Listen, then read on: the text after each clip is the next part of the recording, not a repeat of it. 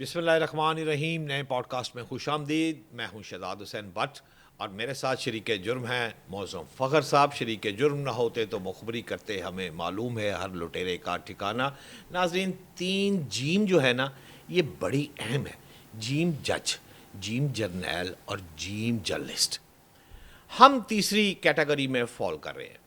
اچھا، ہمارا کام صرف اتنا ہے کہ جو آپ کے سامنے ٹی وی اخبارات میں اور جو منظر پہ چیزیں چل رہی ہیں وہ آپ کے سامنے پیش کرنا، اور جو انسائڈر ہے آپ سے چھپی ہوئی چیز ہے وہ بھی اس پوڈ کاسٹ میں آپ کے سامنے لانا. لیکن زومانی گفتگو میں حالات کو ایڈے چنگے نہیں گے.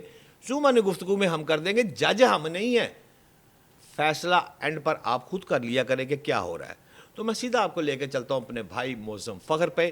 معظم صاحب السلام علیکم. معظم صاحب 3 ٹاپ سٹوریاں لے کر آپ کی خدمت میں حاضر ہوا ہوں. پہلی میں بات کرنا آپ سے چاہوں گا ملک ریاض کے بارے میں. دوسری میں آپ سے بات کرنا چاہوں گا خاور مانیکا کے انٹرویو آیا، اور آپ کے یار شاہ زیب کا تو ٹرولنگ جناب وہ تو شروع ہو گئے جو لوکی پہ گئے جو رہے ویر دو. اور تیسرا میں آپ کو سائفر کیس کے بارے میں بات کروں گا. وڈے جج صاحب نے کہا مٹھیائی والی گل، وہ مٹھیائی والی گل بھی تھوڑے کو پوچھنا وہ کی ہے. لیکن ساری باتیں چھوڑے، آپ مجھے یہ بتائیں ملک ریاض کا آ رہا ہے معظم صاحب انٹرویو، اور ملک ریاض کا انٹرویو کوئی چھوٹا انٹرویو نہیں ہے. پاکستان کا ٹائی کون ہے، اور اگر اس نے زبان کھولی نا تو وہ تو جناب بے نظیر سے پہلے لوگوں کو وہ خود کہتا ہے کہ میں تو جناب ٹائروں کے ساتھ وہ لگا کر فائلوں کے ساتھ پہیے لگا کر سب اچھا کرتا ہوں. اتفاق ہے میں نے بھی ان کے ساتھ 3-4 سال نوکری کی ہوئی ہے ان کے جنا اخبار میں، تو آپ تھوڑا سا آئیڈیا مجھے بھی ہے وہ کام کیسے چلتا ہے. لیکن میں آپ سے پوچھنا یہ چاہ رہا ہوں کہ ملک ریاض کا جو انٹرویو آ رہا ہے تو اس انٹرویو میں تو سابق چیف جسٹس ثاقب نثار کا نام بھی آ رہا ہے. معظم صاحب پیسے لین دین دے معاملات وہ کھولنے لگا ہے اور ریکارڈ بھی سنا ہو چکا ہے. تو پھر اس کے ساتھ ساتھ جو اس کا نام آیا تو پھر کیا چکوال میں آپ کے دوست سابق اس کا نام نہیں آئے گا؟ کیا کہتے ہیں؟ دیکھیں، جب اس طرح کی باتیں ہوتی ہیں نا تو بہت سارے پردہ نشینوں کے نام آتے ہیں. اصل سوال یہ میرا خیال ہے کہ اصل سوال بٹ صاحب آپ کو یہ کرنا چاہیے تھا کہ کیا خاور منیکا کے انٹرویو سے کون سا ایسا پرپز تھا جو سرو نہیں ہوا اور ملک ریاض کی ضرورت پڑ گئی. سر اس کا مطلب یہ ہے کہ ہم اس بات کو تسلیم کر رہے ہیں کہ خاور منیکا صاحب نے جو منظر عام پر آ کر عمران خان پر حملہ آور ہو کے جو نتائج ملنے چاہیے تھے وہ نتائج نہیں ملے، کیونکہ اس انٹرویو کے بعد فوری طور پر کچھ اس طرح کی سوشل میڈیا پر گفتگو کا آغاز ہوا جس نے اس سارے کے سارے معاملے پر ایک بہت بڑا سوالیہ نشان ڈال دیا. اس کا مطلب یہ ہے کہ اب اس سچویشن کو کاؤنٹر کرنا ہے. کاؤنٹر کیسے کرنا ہے کہ ایک ایسے بندے کو سامنے لے کے آیا جائے جو آلریڈی متنازع ہے. ملک ریاض اچھے ہوں گے برے ہوں گے قطع نظر اس بات سے، لیکن وہ پاکستان کے اندر متنازع ترین شخصیات میں شامل ہیں. اب ان کا یہ جو انٹرویو ہے، یہ انٹرویو سے پہلے 2 خاص چیزیں ہیں اور اس کو مد نظر رکھے بغیر آپ اس انٹرویو کی صحت کے بارے میں کوئی جائزہ نہیں لے سکتے. نمبر 1، یہاں پر آنے سے پہلے جب نواز شریف صاحب دبئی میں موجود تھے، یعنی میرے خیال سے 19 یا 20 اکتوبر کی بات ہے، اس دن 3 گھنٹے طویل ملاقات ہوتی ہے ملک ریاض کی. ٹھیک ہے جی، نواز شریف سے. کیوں؟ کیا وجہ تھی؟ اس وقت تو نواز شریف صاحب تو ابھی تک بھی وہ جو ہے سزا یافتہ تو اس وقت تک بھی موجود ہے نا، مقدمہ ختم نہیں ہوا. کیا وجہ تھی کہ ملک ریاض صاحب ان سے ملتے ہیں؟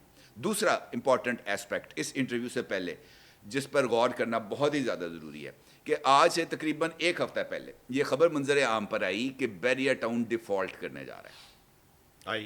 ٹھیک ہے جی، اور خاص طور پر اس موقع پر جب بیریا ٹاؤن میں یہ جو ہے 190 ملین پاؤنڈز کا کیس ہے اور یہ سپریم کورٹ آف پاکستان میں چل رہا تھا اور وہاں پر قاضی صاحب کی عدالت کے اندر یہ معاملہ گیا تھا، اور اس وقت یہ بات سامنے آ رہی تھی کہ جناب ملک ریاض صاحب کا بیریا ٹاؤن بقول شیر افضل مروت صاحب کے بڑھ گیا. ٹھیک ہے جی. اس کا اور اس کے بعد ملک ریاض صاحب نے ایک خود بلکہ جاوید چودھری صاحب بڑے سینئر اینکر ہیں اور ملک ریاض صاحب کے چینل کے اندر آج کل ملازم ہے ایکسپریس میں. اچھا، انہوں نے وہاں پر ایک ویلاگ کیا اور اس ویلاگ کے اندر جاوید چودھری صاحب نے اس بات کا انکشاف کیا کہ جی میری ملک ریاض کے ساتھ گفتگو بھی ہے اور ملک ریاض صاحب نے کہا ہے کہ جناب بیریا ٹاؤن ڈیفالٹ نہیں ہو رہا. اس کا کیا مطلب ہے؟ یہ 2 چیزوں کو ہم نظر انداز کر کے ڈائریکٹ اگر جمپ کریں گے ملک ریاض صاحب کے اس انٹرویو کا جس کا انکشاف پھر جاوید چودھری نے کیا ہے، تو اس کے بغیر یہ ڈاٹس کو کنیکٹ نہیں کیا جا سکے گا. اس کا مطلب یہ ہے، آپ کی تھوڑی سی توجہ، اس کا مطلب یہ ہے کہ اس انٹرویو میں وہ ساری کی ساری فرمائشوں کو پورا کیا جائے گا جس کی اس وقت ہمیں اشد ضرورت ہے. ٹھیک ہے جی. ضرورت کس کو ہے؟ مجھے اور آپ کو تو نہیں ہے. ضرورت اس کو ہے جس کے ساتھ ملاقات ہوئی تھی. میاں صاحب ہاں جی ان کے ساتھ ملاقات ہوئی تھی. ضرورت اس وقت کس کی ہے؟ میاں صاحب کی ضرورت ہے. اب قطع نظر اس بات کے کہ اس انٹرویو کا فائدہ ہوگا یا نہیں ہوگا, لیکن خود جو اس انٹرویو کے بارے میں جو لیکس کی ہیں, لیکس اس وجہ سے کہوں گا کیونکہ وہ انٹرویو ابھی تک منظر عام پر نہیں آیا, لیکس کی ہیں, اور وہ لیکس کی ہیں خود جاوید چودھری صاحب نے. ٹویٹ ہے ان کا اس وقت سوشل میڈیا پر زیر گردش ہے, اس کے اندر انہوں نے انکشاف کیا. انہوں نے کہا جناب 3 باتیں اس انٹرویو کے اندر بہت زیادہ اہمیت کی حامل ہیں. نمبر 1 کہ جس وقت بیریا ٹاؤن کراچی کا کیس چل رہا تھا سپریم کورٹ آف پاکستان میں, اس وقت کے چیف جسٹس ثاقب نثار نے کچھ مطالبہ کیا تھا ملک ریاض صاحب سے, اور مطالبہ کا مطلب یہ ہے کہ لین دین کا مطالبہ مبینہ طور پر, اور اگر ملک ریاض نے اس پرپس کو سرو کیا ہوتا, اس انٹرویو میں یہ بات کہنے کا بنیادی مقصد ملک ریاض کا کیا ہے کہ اگر میں نے ثاقب نثار صاحب کو پیسے دے دیے ہوتے تو مجھے یہ اتنا ہیوی 460 ارب روپے کا جرمانہ نہ پڑا. یار موزم صاحب سیدھا دسو آسان زبان جی, استقام پارٹی بن گئی, پھر مانیکا کا انٹرویو آ گیا, ملک ریاض کا آ رہا ہے, بڑی سی دیوار ہے. آپ کہہ رہے ہیں نا اس کو گرانے کے لیے ہلکی ہلکی چوٹیں لگیں گی تو گرے گی, اور دیوار کب گرے گی؟ سر دیوار کا چکر نہیں رہ گیا اب. سر آپ پوائنٹ کو دیکھیں, میں آپ سے جو گزارش کر رہا ہوں نا, آپ اپنے چکروں کے اندر اب کاغذوں سے باہر نکلیں بٹ صاحب, کاغذوں سے باہر نکلیں. یہ جو چیز ہے نا اس کو آپ کو براڈر پرسپیکٹو میں جا کے دیکھنا پڑے گا. ملک ریاض نے اگر یہ کہتا ہے کہ جی ثاقب نثار مجھ سے پیسے مانگ رہا تھا, میں نے اس کو پیسے نہیں دیے, اور پیسے نہ دینے پر مجھے جرمانہ ہوا, تو اس کا مطلب یہ ہے کہ وہ یہ بات کہہ رہا ہے کہ اس کو کسی نہ کسی جگہ پر اس بات کی یقین دہانی کرائی گئی ہے کہ تو انٹرویو دے, سپریم کورٹ کا کیس اسی ختم کراواں گے. نمبر 1 ایگری, اللاجیکل بات ہے نا, اللاجیکل بات نہیں. دوسرا وہ کیا کہتا ہے, وہ یہ کہتا ہے کہ عمران خان صاحب کا جب دھرنا تھا تو اس دھرنے کو میں نے سپانسر کیا, ٹھیک ہے جی, وہاں پر لوگوں کو لاجسٹکس فراہم کی اور وہاں پر روٹی کا خرچہ اٹھایا. کس کے کہنے پر؟ اوبیسلی اگر وہ اس بات کا انکشاف کر رہے ہیں کہ جناب میں نے اس کا خرچہ اٹھایا, تو پھر اس بات کا بھی انکشاف کریں گے کہ کس کے کہنے پہ اٹھایا.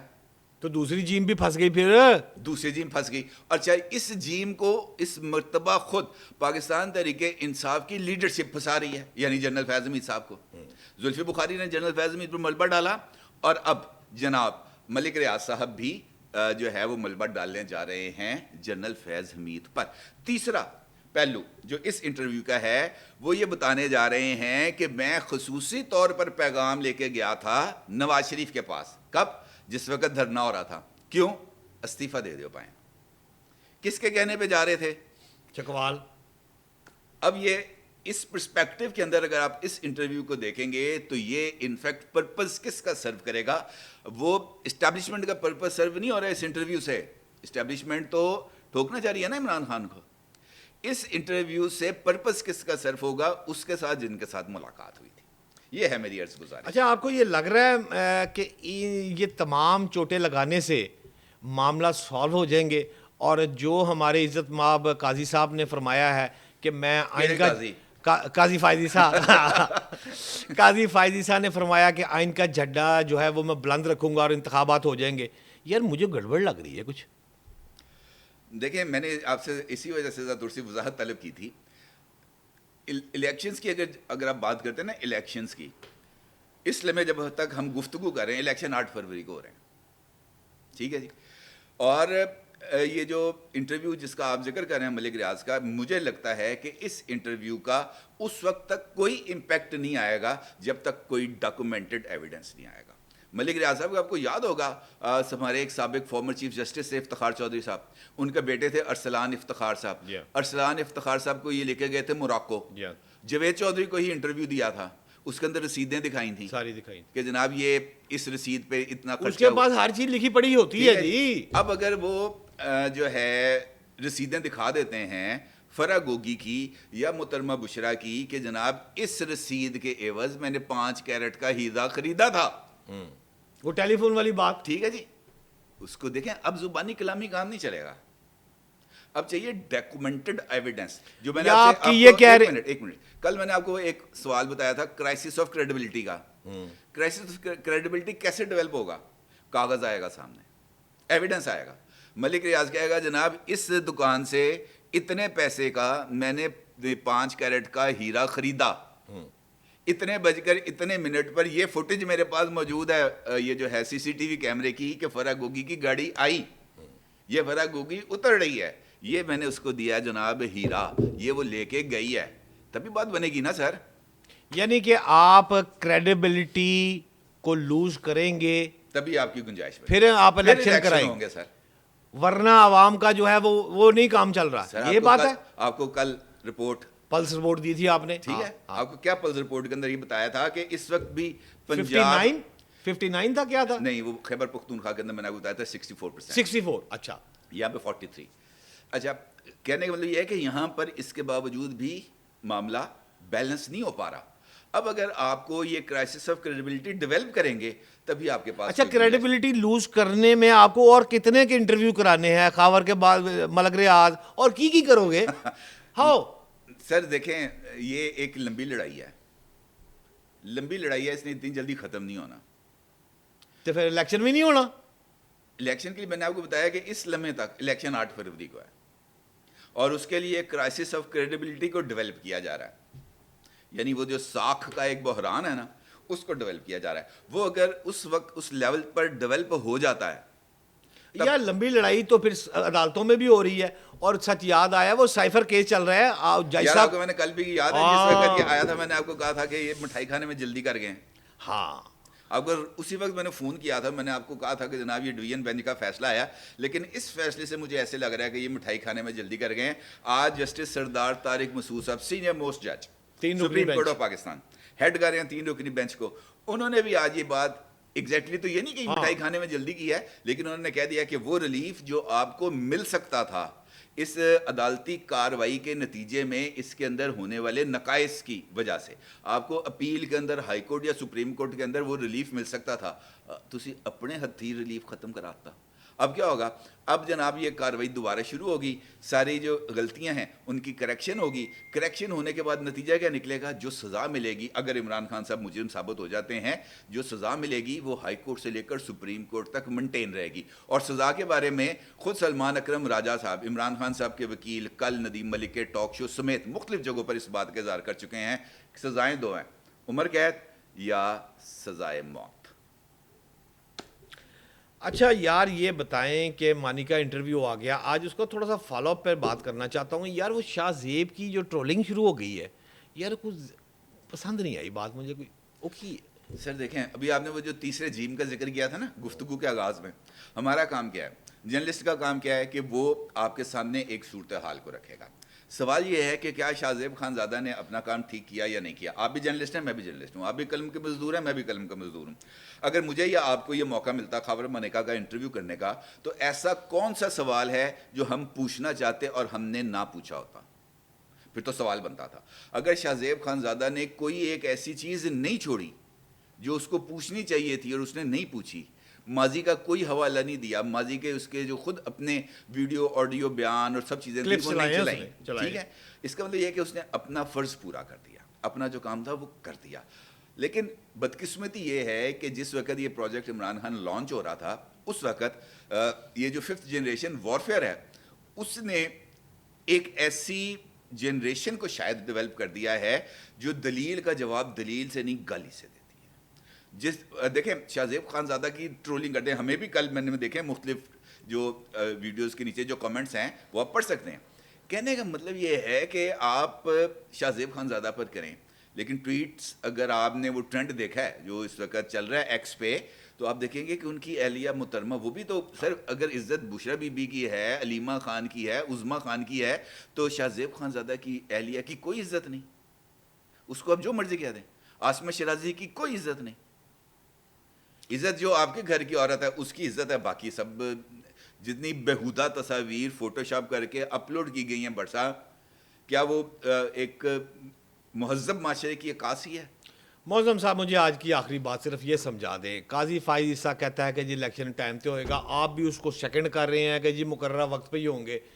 یار مجھے کچھ شک پڑ رہا ہے, اور میں پہلے بھی کہہ چکا ہوں, پھر کہہ رہا ہوں, یہ جو الیکشن ڈے ہوتا ہے نا, یہ بڑا اہم ہوتا ہے. آپ الیکشن ڈے سے پہلے چیزوں کو بآسانی کنٹرول کر سکتے ہیں, لیکن جو الیکشن ڈے آئے گا, وہ ایک پولنگ اسٹیشن تو 2 یا 3 سپاہی, اگر اس وقت خدا نہ خواستہ کوئی او فرقی ہوئے گا. دیکھیں بھٹ صاحب یہ والا جو ایشو ہے نا آپ کا, اس کے اوپر ایک الگ سے ڈیٹیل ڈسکشن ہونی چاہیے.